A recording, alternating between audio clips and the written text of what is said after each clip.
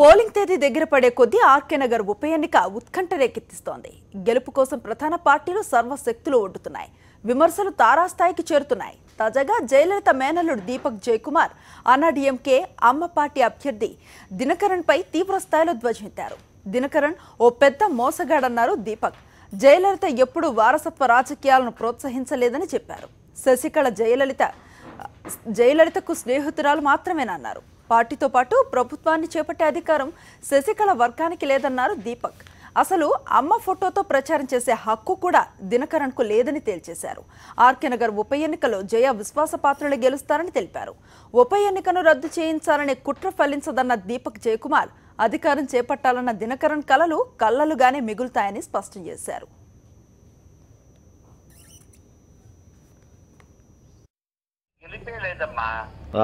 ఇది కాంపిటీషన్ దీపార్ పన్నీర్సెల్వం కమ్మా దినకరన్ ఎక్కడమ్మా వస్తారు ఇక్కడ. నేను అన్న ఫ్రాడ్ ఆయనకు అక్కడ దాంట్లో ఉంది ముఖ్యమంత్రి అది ఎలాగో అన్ని తమిళనాడు అన్ని పిచ్చకర్నాడు కాదమ్మా. తమిళ నకలు కూడా కొంచెం స్వర్ణ అన్ని ఉందమ్మా. పన్నీర్సెల్వం గారు వస్తారు ఈ ఎలక్షన్ లో. ఇది 100% నేను చెప్తాను.